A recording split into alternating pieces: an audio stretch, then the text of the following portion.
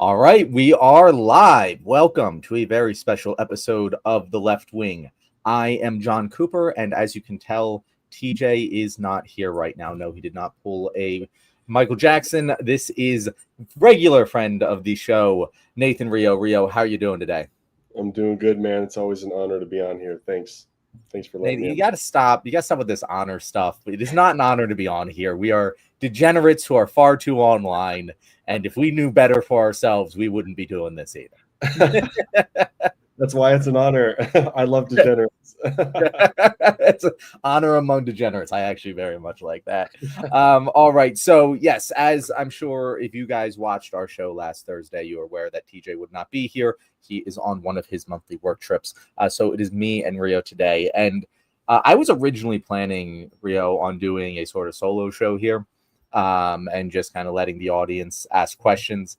And then I saw your TikTok related to how your father didn't take communicating with you over the Charlie Kirk assassination all too well. And I really feel like that might strike a chord with a lot of people, whether it be a parent or an uncle or a brother or a sister or an in-law or a longtime friend or a coworker or a boss.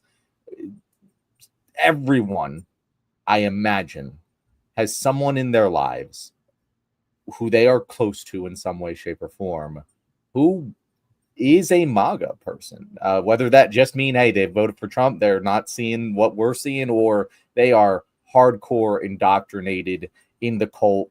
They believe everything he says without a grain of incredulity and will yell and scream and try and bash their point of view across to their loved ones in a way that is not very pleasant to deal with. So I want to talk to you about it. And I'm glad when I reached out that you would be willing to talk on a live stream. I know that that's a different thing than talking on a pre-recorded TikTok, but kind of just going to open the floor. If you could give our audience a little bit of a briefing on, what transpired, what your relationship with your father has been like.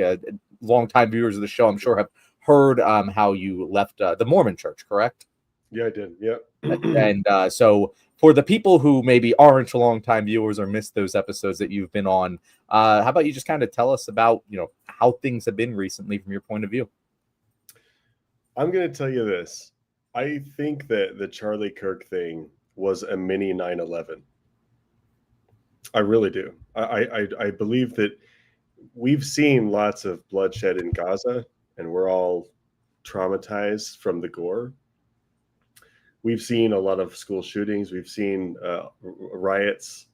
We've seen George Floyd. We've seen the brutality of police brutality. We have been drenched in gun violence.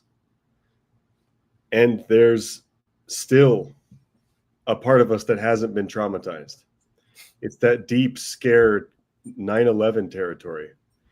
And the assassination of Charlie Kirk managed to take us all the way down back to the 9/11 level of fear. And I really think that it was a 9/11 like cultural event. It was like a Mount St. Helens explosion. Honestly, you know what? In a weird way, it is analogous a little bit to the Martin Luther King assassination. Not to say that Charlie Kirk is anything like Martin Luther King. Literally, he stood against Martin Luther King quite vociferously. but in the sense, or the JFK assassination, in the sense that it shocked our senses so entirely. And the problem was we were already so fucking wound up into partisan war. I mean, God, it's not even like infighting. It's like full. It was culture war. Now it's really war. It's just intense, man. And the Charlie Kirk thing, my dad, dude, when he was on the phone with me, he's like, tell me what you think about Charlie Kirk. Of course, at the beginning of the conversation, he's pretending that he's going to be like, let's just hash this out. Let's talk about this. What do you think? What do you think? What are your opinions? Let's hear it, And I thought at the beginning, I was like, okay, I'll do this. I'll do this with him and I'll talk to him. I thought it was going to be high tension, but that we would hear each other out. We'd debate it. We'd kind of get a little bit heated, maybe. I mean, it happens. We have heated conversations. He's a big Trumper. He lives in Idaho Falls. He's a Mormon. I love him. He's a retired mailman. He's a disgruntled postal worker. But, you know, so I was like, okay, I'll go there. But I kind of noticed quickly the conversation was not normal. It was not normal bash. Okay, well, what do you think about that? It wasn't normal debating with, or sparring, I guess, because we spar. He calls me to spar, right? He's like, have you seen this? Have you ever heard of Tucker Carlson? And I was like, oh my God, Dad. Anyway, so this was different though, man. He was like growling, he was drooling, he was crying. Are you gonna shoot me? He's like, are you gonna get a gun and shoot me? I'm like, Dad, I've never owned a gun. The science says that gun control works. The research says, you know that I'm a gun control guy. You know that I'm a pacifist type guy. But he's feral, dude. And you know, what's the word that people are using right now? You've heard it, I'm sure, on TikTok, stochastic terrorism. And dude, you want to talk about, I'm going to pretend that the word is stochastic, but I don't know what the actual word is. I'm forgetting it. So no, stochastic is the word. I'm pretty darn sure. It's a word that I've only ever read. I don't hear it out loud, so maybe it's not pronounced that way, but I'm pretty damn sure it's stochastic terrorism. For the sake of this show, we're just going to pretend that stochastic is the correct pronunciation of that word. Now you're making me question myself. Yeah, you got to Google it. But here's the thing, brother. You want to talk about stochastic terrorism? Sean fucking Hannity. Dude, you want to talk about stochastic terrorism? Conan O'Brien, or not Conan O'Brien. Who's the guy that said, we'll play it out. We'll do it live. Fuck it. We'll do it live. That's Bill O'Reilly. Yeah. Bill O'Reilly. You want to talk about stochastic terrorism?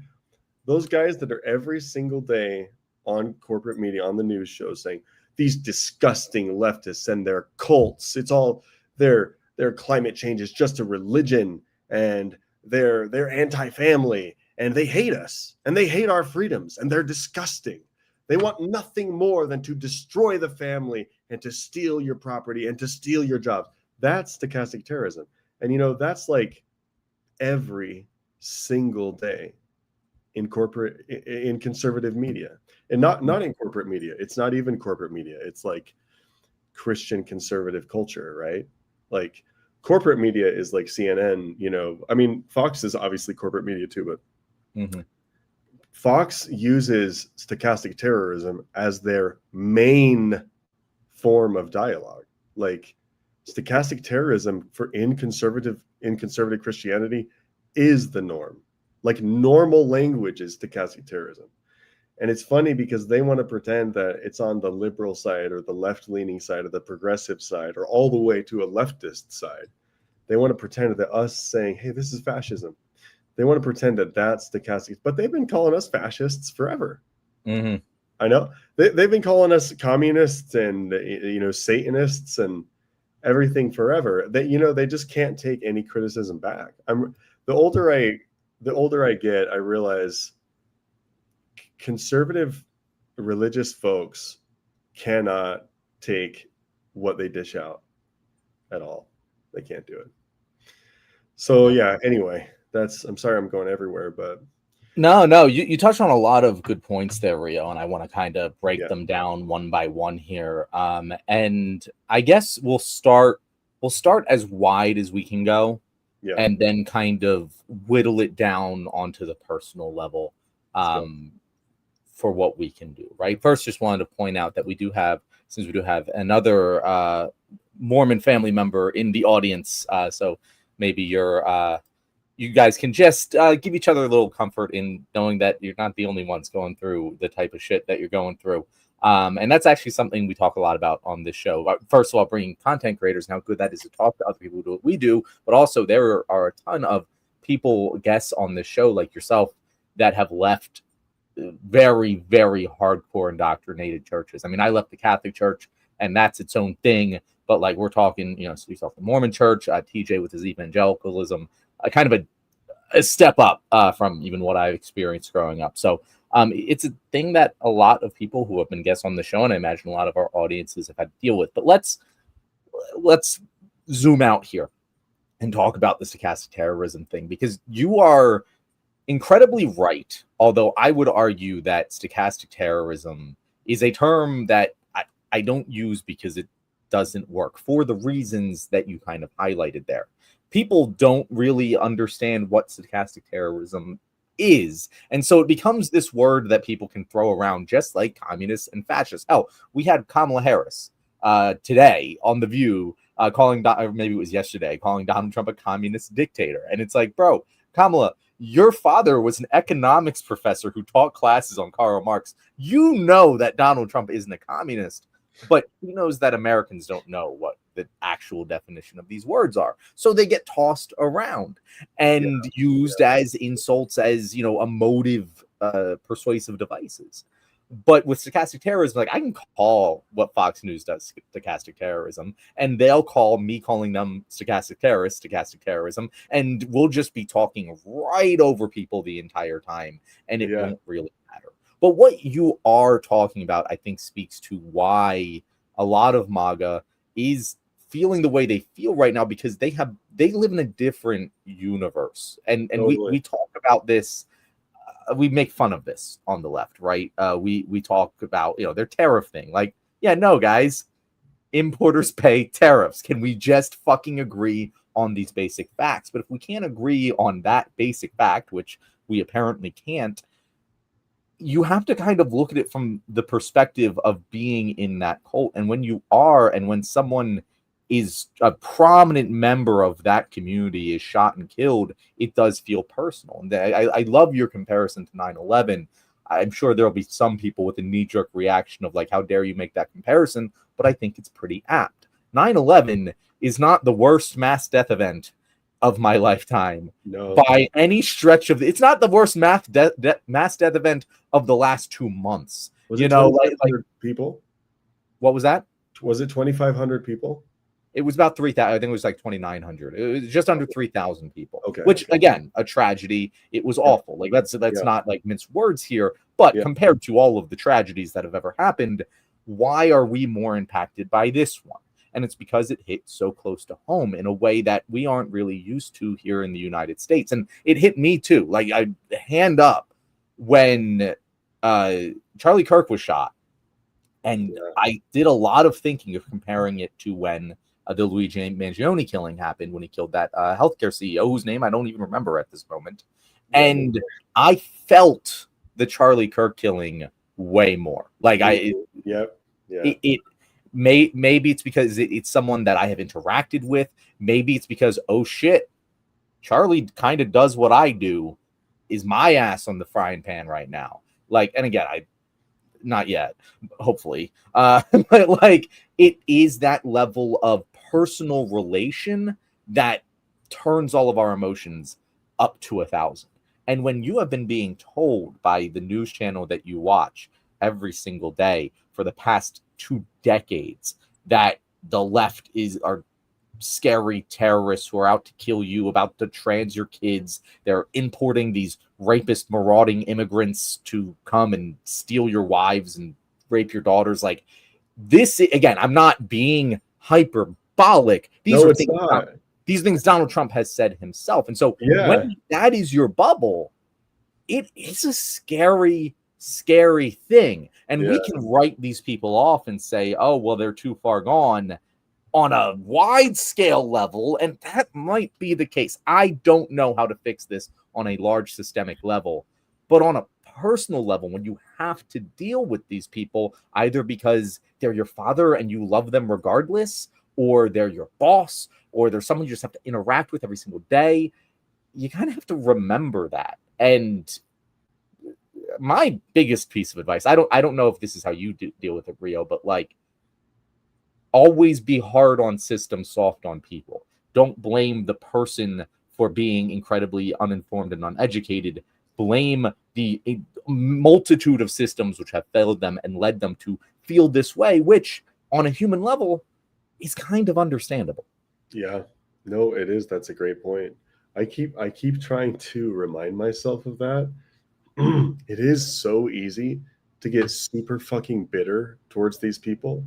For example, I left the Mormon church, which is just one flavor of Christian fundamentalism, right?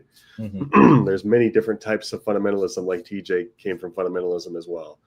And I have a really hard time not absolutely hating Mormons. I got, I gotta remember to be really kind of loving and patient with the people, and then I Mm-hmm. always say attack the ideas, only attack the ideas, and yeah, I'm struggling. I'm trying to remember that. I'm trying Mm-hmm. to. And it's hard. It's hard. It's genuinely hard because if we how do I put this? I don't actually want to say if we acted like they did, because there's plenty of people on our side of the aisle that do, right? There's plenty of people on the left who are hard as shit on people Yeah, and detrimental degree. So I don't actually want to make this a left-right thing. So when I say we, I'm talking about like me and Rio specifically, of our mindsets and what we do when we're confronted with people like this. But what we kind of want to do is put all that to the side. But at the end of the day, we're humans too. Like, it is hard, because specifically talking about religion. Every time I talk with a Catholic, I talk to someone who was raised the same way I was, given the same education I was in the Catholic Church, and most of the time the same public education system, because that's the Catholics I talk to, the people I grew up with, right? And they believe, whether they admit it or not, they believe I'm burning in hell for all eternity. I will never forget my yeah. mom found out I was an atheist when I was a teenager. Oh shit. And I saw her crying on the couch. And I was like, "Why are you crying, Mom?" And she was like, "Because I'm going to live in heaven forever without my firstborn son." And like, that hurts. Yeah. That sucks. That is, people in the audience who disagree with me, please, like, I hope you can relate to that. Sucks. And that's what talking to anyone who follows that religion is like. Every single one of them believes I will burn in hell for all eternity, and I'm expected to treat that like it's a valid point of view. And I do, because I have to. We have to. We can't move forward with our lives actually genuinely believing that all of these people around us either A, think that we are going to burn in hell for all eternity, or B, aren't actually being genuine about their beliefs when it comes to their faith, and just picking and choosing things in Yeah. order to win political points, which I actually Usually prefer. it's that. I just wish they'd be honest about it. Yeah. Well, Um, can I want to say something about, while we're real quick, I just want to touch on this. So it is just so that people can we need to get clear on this. Like, the further left you go, the less and less motivated you are to enact some type of partisan violence. Like, the further left you go, the more that you are thinking about how the centralization of ownership is bad, and you shouldn't have primary resources be privatized for profit, for the profit of the ultra wealthy. And you don't see any of the issues as left or right issues. You see them as class issues. I mean, it's the tale is old. Everybody knows, or I hope that everybody knows, the further you go left, the more class conscious you become, in the sense that you see all the struggles that we're going through really as a restriction of our access to primary survival resources. So it's a class, everything is a class conflict. So a leftist has no motivation to be like, fucking Trump supporters. Like, we specifically, a leftist is going to say, the Trump supporters and all of you poor Gen Z living in your car, leftists or whatever, all of you guys are literally on the same side. You're the working class. You're all being exploited. You are economic slaves. you need to not fight, and you need to realize that politics is like puppeteering from the rich. I mean, I'm simplifying it, but I just say that because it's so weird to have people be scared of leftists as if we're violent. It's yeah, it's just fucking stupid. Yeah, go ahead. I was going to say, I will push back slightly on that generalization, because I mean, there are segments of the left that are inherently violent. You're tankies. You've had leftist revolutions throughout history that you could point to and say, yeah. I'm not going to say Lenin was on the right, bro. Like, I'm not going to say that. He also viewed things with class struggle. He just had a little bit of a pointier stick that he used to go. Exactly. So again, it's one of those things that I don't necessarily. The left-right continuum isn't an appropriate way of framing that, but I will say that most leftists you're dealing with in America, vast majority of them are in the left libertarian pocket, of the quadrant, right? They're the people who will probably agree with libertarians on a lot of things, because they do value freedom and they do value better economics, I'll put it that way, and like neoliberal worldview does. But like, we are typically pacifists. We are typically against violence. We're typically against war.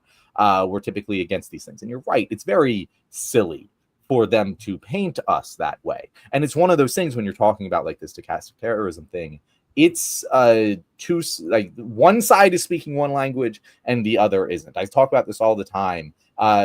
Mark Lauterbach, he commented here, and he said, "I'm amused that name calling that goes on. Conservatives are fascists, liberals are communists. Can't speak calmly and not only do the name comment. Oh well."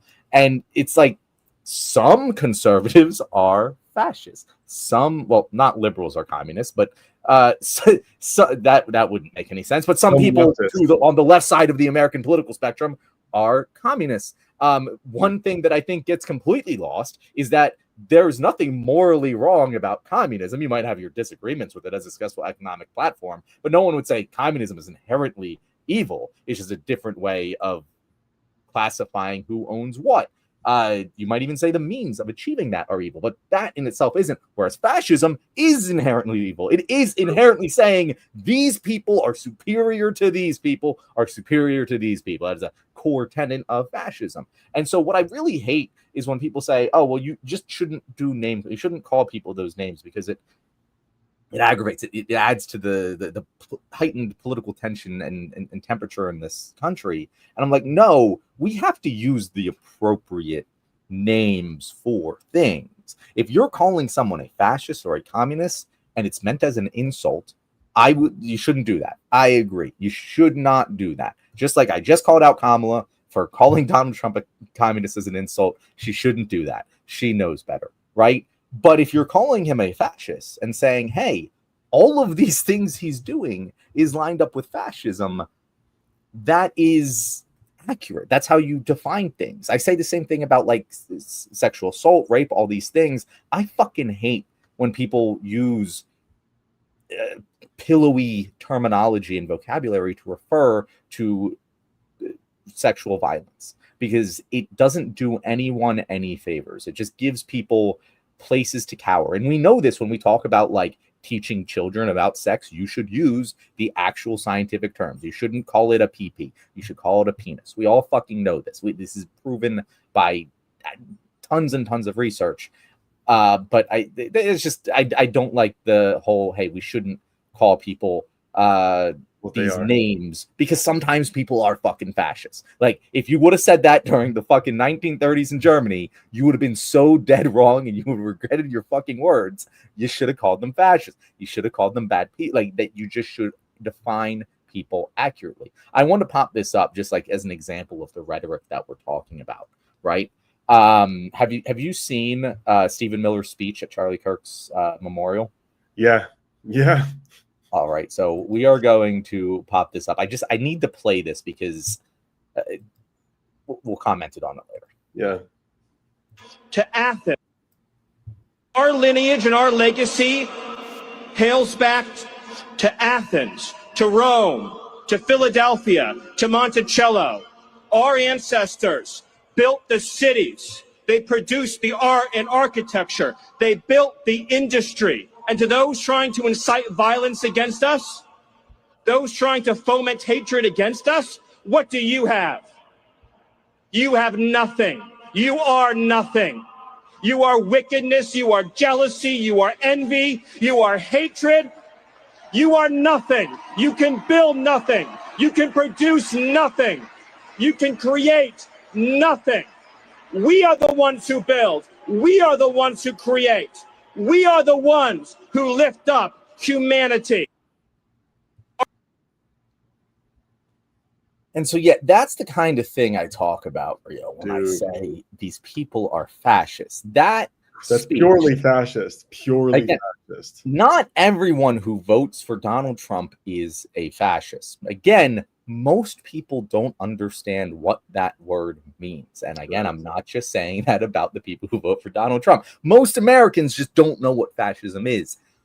But that is a speech that I feel like everyone should be able to look at who has had any understanding of fascism throughout history and go, fuck, that is insanely fascist rhetoric coming from a very powerful individual in the executive branch of the US government. And that's terrifying. I mean, look at what he says there. Our ancestors built our civilization. First of all, what the fuck do you mean me and Rio, we don't got the same ancestors. Me and TJ, we don't got the same ancestors. I don't got the same ancestors as most people in America. So who the fuck is our ancestors? And he's not talking about democracy, freedom, egalitarianism. He's not talking about any political ideas. He's talking about ancestors from thousands of years ago. Yep. And he talks about we need to defend our children and our children's children from it. Clear 14 fucking word dog whistles we're talking here. He makes multiple just straight up paraphrasing of Joseph Goebbels and Adolf Hitler within that speech.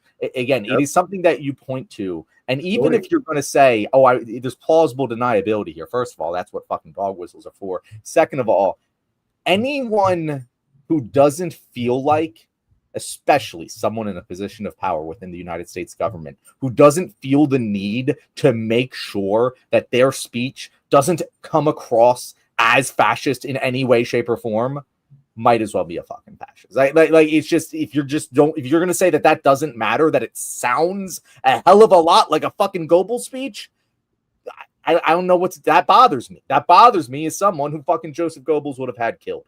And I don't know why it doesn't bother more people, other than they see it through the lens that has been constructed around them.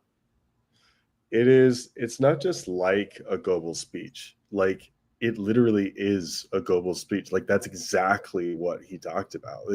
You could have you could play that same video, and you could AI change it to Joseph Goebbels himself, and it would be like very accurate to history, to exactly what he was teaching.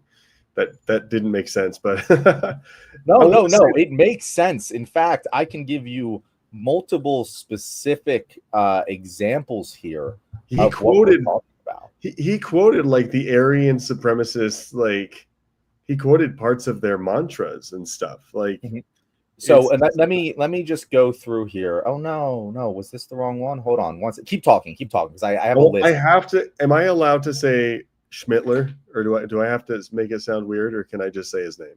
Oh, you can say his name. We're demonetized right now. No one cares. Okay. Oh shit. So I want to talk about Adolf Hitler, because this is actually really fascinating. You may have gone and watched all of Hitler's speeches translated to English. It is a surreal experience, because you think that Hitler is just some asshole like Trump, or kind of an asshole like Mussolini. Mussolini was an asshole. He was not an intellectual. You would think that Hitler was just like brazenly saying a bunch of stupid shit and people were cheering. No, man. No, dude. He was eloquent. He was verbose. He was always saying things like, and I don't mean that we should hurt people. And I'm not trying to say that these people are bad and they're worse than us. Like, he would try and qualify his shit and make it sound reasonable all the time. He would say, I really tried to help these people. I don't think children should suffer. This is Adolf Hitler. I don't think, I tried to get him out of the town. I told him 3, 4, 5 times, please get the women and children out. I didn't want to hurt anybody. And the victim mentality, he was talking about the economy. Adolf Hitler himself was talking about progressivism, liberalism. He was talking about popular ideas. He was familiar with economic philosophy and philosophy in general. He was not dumb. I was very much blown away hearing his shit, and it's terrifying. We should be terrified knowing where that goes, because now we look back in history and we say, holy shit, this is what all of that meant. Like, it's almost like a religious experience to listen to Hitler speak, because he sounds exactly like a Christian nationalist Trump supporter. He sounds way better than Stephen Miller, actually, to be honest. That's weird to say. Stephen Miller's just an asshole. Stephen Miller's like a nerdy, like he is not some. I'm surprised that Stephen Miller has so much power. He's not imposing or especially charismatic or interesting. It's really weird. He's more like a nerd that. Well, have you ever heard of the jock creep theory of fascism? What is it? So the jock creep theory of fascism, I forget who originally coined the term, but it's that fascism attracts 2 types of people, jocks and creeps. In every fascist movement, you have the jock, the Mussolini, the Hitler, the Donald Trump, the cool guy that has the power to enact the everything that they want, that wants to be done, but they don't have confidence. Exactly. And then you have the creeps, the fucking weirdos, like your Joseph Goebbels, like your Stephen Millers, who you're pretty sure, like, if you punch Stephen Miller in the face or Joseph Goebbels in the face, they would cower and cry like a wimp fucking dog. Like, it's just, they have that face where you're just like, yeah, that's the type of person this is. Your Tom Homans, your Donald Trumps, I don't think that's necessarily true. I think that they would scrap, right? And those 2 forces attract each other, because you need your policy wonks. It's going to tell you how to get the shit done, and you need the people who are getting the shit done. And they have this symbiotic relationship with each other. And Colby said, John, Donald Trump straight up said talking about him should be illegal. Glass houses. Yeah, no, Donald Trump is a thin-skinned little bitch. But, like, I do think, like, I don't get that. He doesn't give that Stephen Miller vibe of total fucking creep, weird loser. He's creepy and weird and a loser for other reasons, right? But I wanted to point out, because you talked about Christian nationalism. We're going to talk about that next. I did want to say, because I found the list that I had saved from earlier. So I want to give, just from that one Stephen Miller speech. Now, again, not all of these are going to be dead ringers. Every single one of them is going to make you go, maybe he didn't know about that quote, and this was accidentally sounding similar. But when you do it this many times in one speech, bro, I don't think you're beating the allegation. So here we go. Stephen Miller said, "You have nothing, you are nothing, you are wickedness, you are jealousy. You are envy, you are hatred. You can build nothing, you can produce nothing, you can create nothing." Hitler in 1922 speech in Munich said, "The Jews have never founded any civilization, though he has destroyed hundreds. He produces nothing, he only corrupts what others have built." Miller today, "We are the ones who build, we are the ones who create, we are the ones who lift up humanity." Hitler in Mein Kampf, "Aryan man alone possesses the culture-creating capacity. He is the founder of all higher humanity. The Jew lives as a parasite among the productive peoples." Miller today, "You thought you could kill Charlie Kirk? You've made him immortal. You've immortalized Charlie Kirk, and now millions will carry on his legacy." Hitler in a speech on Horst Wessel, 1933, "You can kill us, but you cannot kill our spirit. Horst Wessel lives on as a martyr. His death has made him immortal, and millions will follow his example." Miller today, "We will devote the rest of our lives to finishing the causes of which Charlie gave his last measure of devotion." Hitler in 1934 Nuremberg rally, "We pledge that we shall be faithful to the end, and we will devote our lives to the cause for which our comrades gave their blood."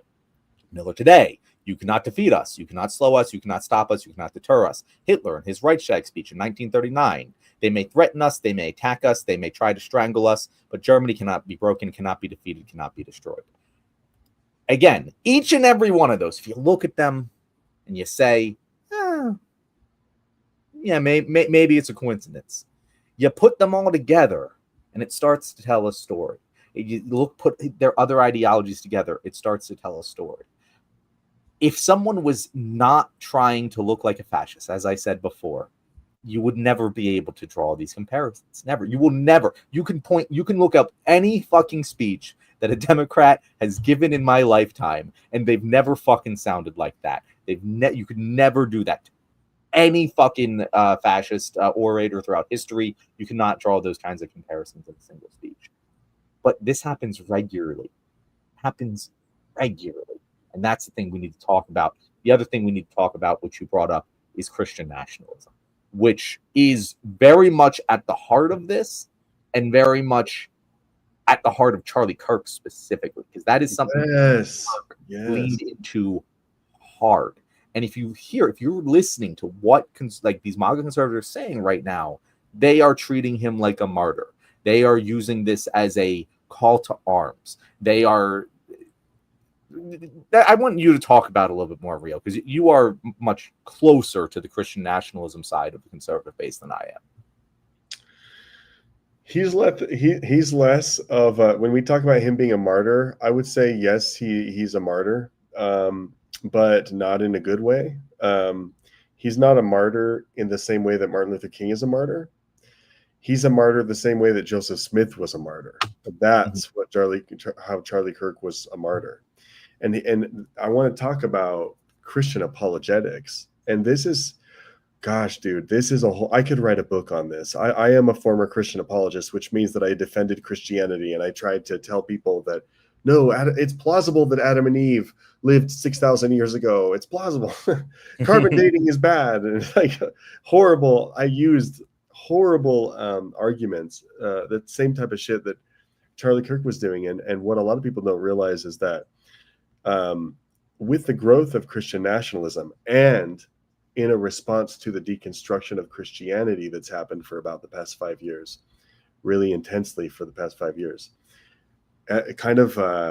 in this environment that we are having a flourishing of Christian apologetics, people online trying to defend the Bible and defend the claims of Christianity. And the funny thing is, if you pay attention to politics over the years and how YouTubers are political, they will get roped in eventually. If they want to be conservative apologists defending conservatism, eventually they'll get roped into defending Christianity and the Bible too. And then they'll end up getting roped into defending capitalism as well. And so you end up with, they're all swimming in the same pond. The people who defend capitalism and Christianity and corporatism and conservatism, they all end up kind of defending those same subjects. And Christian apologetics specifically is growing, and it's like as popular as country music. Like if you don't like country music, you don't know how big country music is. Country music makes more money than rock and pop and rap. Like country music is, I don't know, it's just huge. And Christian apologetics is huge. And it's something that nobody ever talks about. Nobody talks about the rise of apologetics. So it might be short-lived, but right now, a lot of people are rising up to defend the Bible. And I don't know how deep you want to get into that. But anyway, Charlie Kirk was a Christian apologist. He would always go around defending the Bible everywhere. And so when he died, it was like a Christian, he was so popular because influencers are so popular. We're at this weird point in history where some influencers are like as powerful as countries. Like they're as powerful as like Netanyahu really thought it was important that Charlie Kirk cancel Tucker Carlson in the upcoming Turning Point conference because Netanyahu doesn't like how Tucker Carlson is putting a new narrative on Israel. And so they were pressuring Charlie Kirk to cancel. Have you heard about that at all? I did, yes. And so, but think about how insane it is that you have the leader of an entire fucking state in the world afraid, trying to use any type of pressure and power he can muster to get a fucking YouTuber to change on something. So social media influencers are so powerful. They're like, some social media influencers are they have way more clout than celebrities. It's easily. weird. Well, and Charlie Kirk in particular, I don't mean to interrupt you, but Charlie Kirk in particular wasn't just an influencer. This is something that is lost in so many narratives about this that I always want to mention because it's integral to the plot. He was an organizer. Turning Point USA is one of the most successful, probably the most successful youth voter turnout that conservatives have ever had. And he built that himself from scratch. Respect to him for doing that. I mean, fuck him for doing that, but also mad respect. Like that wasn't easy to do when he fucking did it. It wasn't just him as an influencer. It's him as an organizer. He built a platform, not just he's spoken to the camera like we do, But anyway, continue. I just wanted to add that very important bit of context. Well, I mean, listen, I hope this isn't too petty to say, but I don't mean to talk shit on a bunch of people, but like Steven Crowder sucks. And he couldn't do what Charlie Kirk did. But Steven Crowder is like so obnoxious and kind of cringy. And but he also is a Christian apologist and an apologist for capitalism and an apologist for corporatism and an apologist for the conservative right and an apologist for Donald Trump. But he did not ascend. Steven Crowder did not ascend to the heights that Charlie Kirk did. Matt Walsh, also cringy. Just didn't have the charisma. He has like a major super creep factor. Matt Walsh does. He really does. And he can't ascend to where Charlie Kirk did.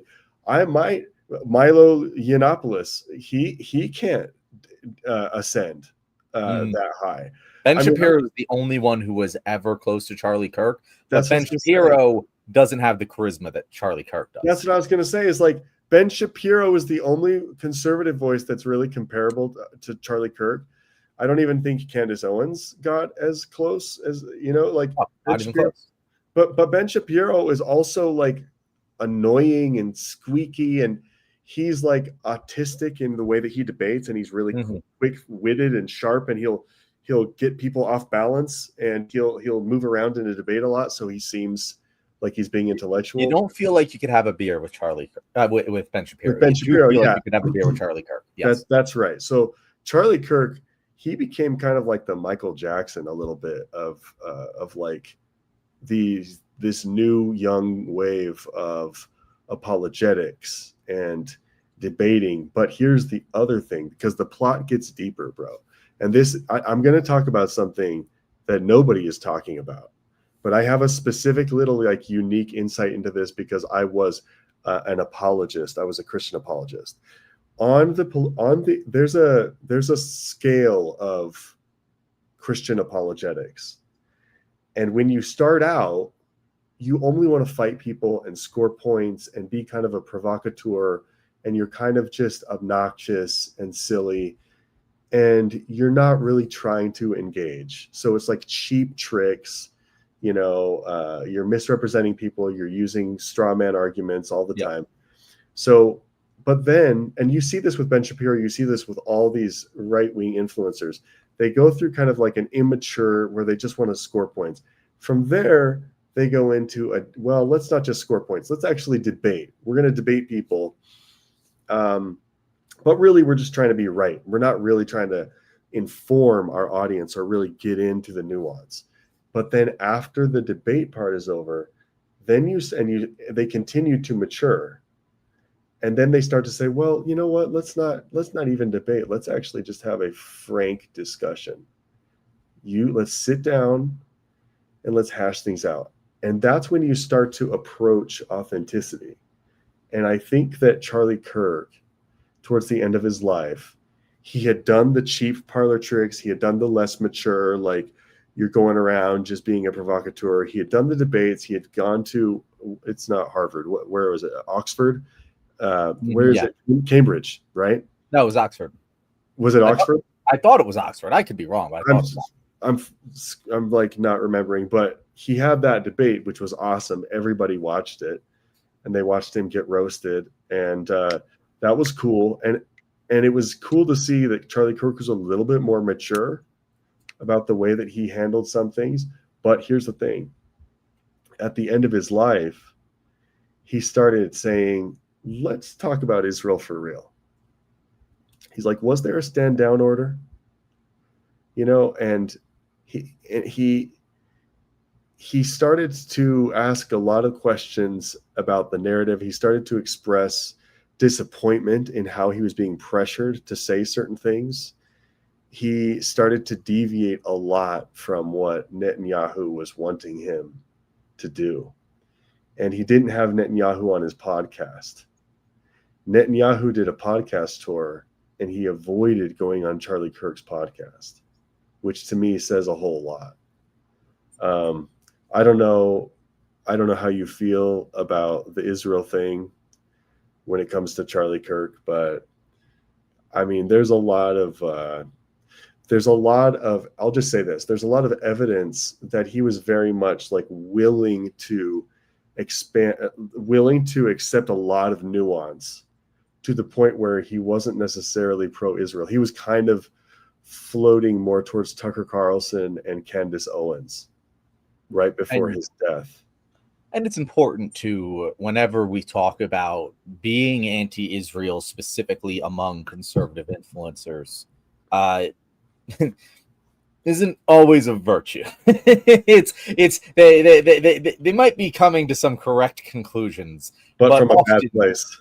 It's coming from a very bad place. Yeah, but no, I'm not talking about that. But that is absolutely true.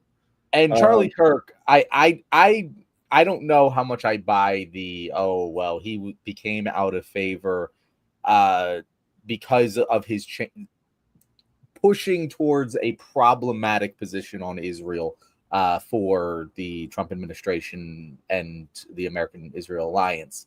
I don't believe that that's what caused this to happen, merely for the fact that, again, we're attributing some very complex moves from very dumb people. Like, unless Bibi had him assassinated himself, I don't think Donald Trump would want to sacrifice Charlie. No. Charlie Kirk is more valuable to him alive than dead. There was many other people. Like, if that's the case, you there's other people you could have pointed to. He could have shot Candace Owens. You know, again, like, I don't think it would have been the similar effect. I don't think that Trump was involved. I just tend to. And if Trump wasn't involved, then it wasn't because of the shifting views on Israel. You know what I'm saying? Like, there's no way. I don't know. I'm gonna be I really, truly, authentically hate conspiracy theories. I really don't like conspiracy theories. I think they're bad for society. But I think that this is starting to be so weird. I've like obsessed over the Charlie Kirk murder. And all of the evidence as it's coming out and as it's being compiled. I've obsessively looked at it. And it's just really scary. But I do want to say this. I don't think Charlie Kirk was anti-Israel. And I don't think he was moving towards a position where he would be anti-Israel. I don't think Charlie Kirk would ever be like, well, Israel should not be occupying an indigenous people. He never would say that. He would never be anti-Israel. I think that what Charlie Kirk was starting to do is be a little bit anti-Bibi, a little bit anti-Netanyahu. And I'm not even going to say that Charlie Kirk was going as far as to be against the Likud party. He's not even against the Likud party or their policies or platforms.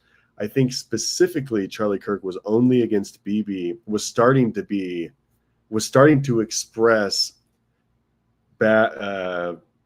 critical thoughts and ideas towards Bibi and towards Bibi's personal inner circle. I very much think that this is about Benjamin Netanyahu. Now, if there was an assassination, here's all I have to say. And I'm okay.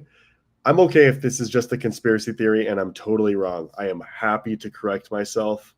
I'm happy to be wrong about anything, and I have no pride in that. But Israel specializes in assassinations.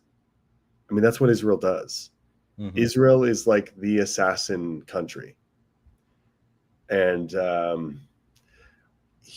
Charlie Kirk refused $150 million from Netanyahu. Now, what Netanyahu was going to do was have a bunch of billionaire folks in the States transfer $150 million to Turning Point. It would have doubled Turning Point's entire budget. And Charlie Kirk turned that down because for him to receive the $150 million, he had to sign documents promising that he would never use certain narratives or certain words. And he had to sign this thing confirming that he would stick to the specific narrative. And he said that that was very uncomfortable. And he had to refuse to have Tucker Carlson and a couple other people speak at Turning Point. And I see a motive there. I see a motive.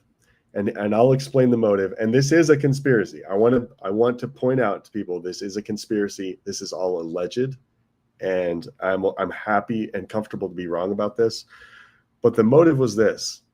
I think that Bibi specifically, we're not talking about Israel, and we're not even talking about the Likud party. We're specifically only talking about Bibi. I think that Bibi really saw the conservative youth as a base that he could not lose. He's lost the left. He's lost liberals. He's even lost centrists with Gaza. He's lost centrists. I think that Bibi recognizes that he needs the conservative base. They're his last hope to maintain support among the population in the United States. And so I think seeing a powerful influencer like Charlie Kirk start to turn specifically against Bibi, I see a motive. I see a motive. I can see Bibi saying, "Hey, let's set something up that he has to go," and then he hired somebody to put together some sort of story and place patsies. I mean, how weird is it that this guy is like, "I did it, shoot me," and then they catch him and he's like, "Oh, actually, I was my whole job here was to confess so that it would give the shooter time to run away." He literally said that to the cops. Have you heard that? I didn't hear that. I hadn't heard that part. No. Yeah, he literally said, "I'm doing this to give the shooter time to escape." It's like, wow, that guy didn't stay silent for very long. That you didn't pay him enough, So, but then off where the shooter had run, there was this guy wearing the same clothes, wandering around in that same area, and he was caught as well. It was like two plants. It was like two patsies. A lot of people think that Tyler Robinson was a fall guy and that he wasn't the shooter. And I don't, I'm not going to take it that far because I haven't seen any evidence, but I think it's possible that this goes to Bibi. What do you think? You think that's too far? I think it's a bridge too far. And we talked about a lot of the conspiracy theories 2 weeks ago. Yeah. And here's my rule of conspiracy theories. Most of them sound crazy. Some of them are true, regardless of how crazy they sound.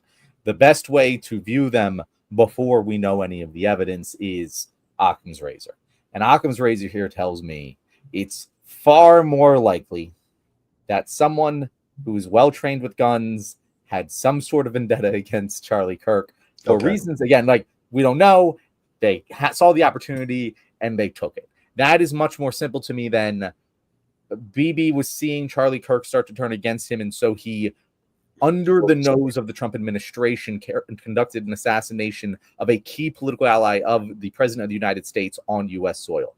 That is just, again, I'm not saying it can't be true. Again, conspiracy theories are sometimes true. It's a bridge too far for me to put my eggs in that basket. But I understand why people would kind of think it, because as you said, Israel does assassinate people all the time. That's what they do. That's what that is. And what you're saying, kind of describing what Charlie was doing, it's exactly what liberals started to do over the last couple of years of, well, we're not going to turn against Israel. But Bibi, he's the bad guy. There's no systemic thing going on. There's no systems of oppression that have lasted for decades. This is a BB problem. And that's what the Democrats did. And that's what Charlie Kirk was starting to do. So I understand why that conspiracy theory is there. But again, the level of risk in doing it, unless Trump okayed it, which again would be a level of secret keeping, which I don't think the Trump administration has proven capable of doing. So again, it's just, there's a lot of bridges too far here. But before we end here, because we're coming close to the end here, Reo, I did want to kind of circle back to the topic of today of people who have family members, parents, brothers, sisters, in-laws, cousins, close friends, whatever, who are, again, we're not necessarily talking they voted for Trump, because we all know people voted for Trump. It's impossible to live in America without that, but who are deep into way into the cult. They watch Fox News every night. They are huge religious extremists, Christian nationalists. Like, there are people who you're like, hey, these Christian nationalists, they're pretty bad, right? They're like, well, what is Christian nationalism? You get that response a lot, right? What is your advice to anyone out there who is going through that, still loves the person, doesn't want to cut them out of their lives, but how do you do, like, on a personal level? I'm not saying how do you change your mind, how do you affect them? I'm saying on a personal level, how do you affect yourself? How do you deal with it to love someone who is like that? Damn, bro. Man, I don't have great wisdom here. I've kind of settled on the idea. Obviously I thought that I could talk it through with my dad. And if you look at the comments below that video, there's about 1,700 comments or something of people saying essentially the same thing, like, oh, we're all fighting like this. I think that many families are fighting over the Kirk thing, and everything's coming to a fever pitch. And I would say right now, we should, one way to deal with it is to say, I'm going to take a break from talking to this person for about 2 weeks. Sometimes just time itself, if you just let it breathe for a couple weeks after a giant thing, then you can talk. But right now it's just too high. The temperature is too high. Sometimes if you're prone to fighting, I mean, sometimes there's people that you're prone to fight with, and if you know there's a likelihood you could fight, it's not good to do it right near an event. I don't know. What are you? I mean, do you have Trump people in your life? I do. Not my father, not someone as close as you do, but I definitely have people that I have to figure this out with, right? Members of my family, just not that immediate. And what I would say is you're entirely right. I liken it often to, they talk about if you're on a plane and it's going down, you don't give your oxygen mask to your kid first. You put the oxygen mask on first, and then you help them with theirs. Because if you can't get the oxygen you need to survive, you're not going to be a help to anyone, including your kid. So if you need to take that step away from whoever this is that is causing this anguish within you, do so. Put the oxygen mask on. It's not, it is something you are doing both for yourself and them and everyone in your life who depends on you. And then second to that, I actually see a lot of similarities between this and addiction. I feel like the correct way to deal with a MAGA family member, someone in your life, again, I'm not talking about your rank and file standard Republican who voted for Trump because they don't like. I'm talking about the diehards, right? And they're not gonna just get better.